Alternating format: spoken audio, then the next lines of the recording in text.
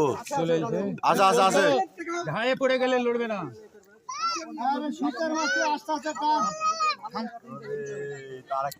কাতল কাতল কাতল হুম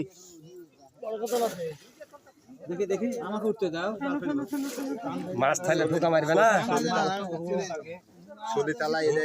ঘায়ে পড়ে গেলে একটু টান লাগবে। জাল ফেলবো যে